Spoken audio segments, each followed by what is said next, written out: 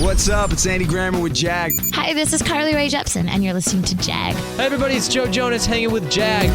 This is Heather Knox with the hottest Jag I've ever seen. Ryan Seacrest with Jag.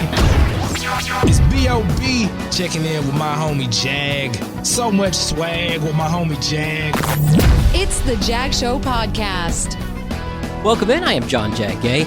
Last week, Squadcast debuted their video recording in their latest upgrade, which puts them on par with StreamYard and Riverside. Squadcast users have been asking for this for a while, and now it's here. If you want to try Squadcast, you can use my referral link in the show notes.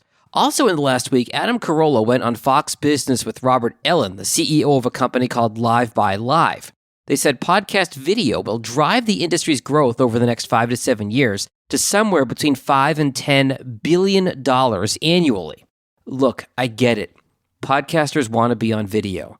And as a radio purist with my background, I've always been against it. But I started offering my clients video recording because 1, they were asking for it, and 2, it would be foolish for me as a business owner to turn away a potential revenue stream. So there is an upside. However, I will say, don't turn your back on pure audio. There will always be a place for it. For example, I listen to podcasts when I'm walking my dog or when I'm driving somewhere, on the rare occasion I have somewhere to go these days. And especially during the pandemic, I am so burnt out on Zoom calls and video chats. Step away from the screen, close your eyes, as long as you're not driving, and listen. It is a much more immersive, connected experience. We spend enough time staring at screens as it is. Pod News reports that on Spotify's quarterly earnings call, they said a quarter of all their users listen to podcasts, and they host more shows in total, 2.2 million, than Apple does. Speaking of Spotify, there is a report about a new patent of theirs that will terrify privacy advocates. They want to use the microphone in your phone to determine your mood and other demographic data to better suggest music for you. If you want to read more on this, get a link in the show notes. Yikes. Chartable reports that there were almost 900,000 new podcasts in 2020. That is an average of 2 going up every minute. Also worth noting, these are worldwide numbers, and only half of those shows were in English.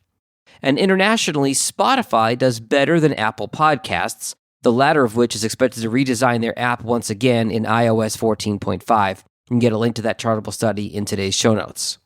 Colin Cowherd and iHeart are teaming up to launch the Volume Podcast Network. iHeart continuing its strategy of landing big names as opposed to home-growing talent, like, when they staffed local radio stations. If you like today's 5-Minute Friday version of The Jag Show, please share it with someone else you think will enjoy it. Sharing the pod is how you can help this show grow. And as always, if you need help with your podcast, you can find me online at jagindetroit.com. Stay healthy, stay safe. I will talk to you next week. Later. Thanks for listening to the Jag Show podcast. If you like what you heard, be sure to subscribe in Apple, Spotify, Google, or wherever you get your podcasts. For help with your podcast, find Jag on social media at Jag in Detroit or on the web at jagindetroit.com.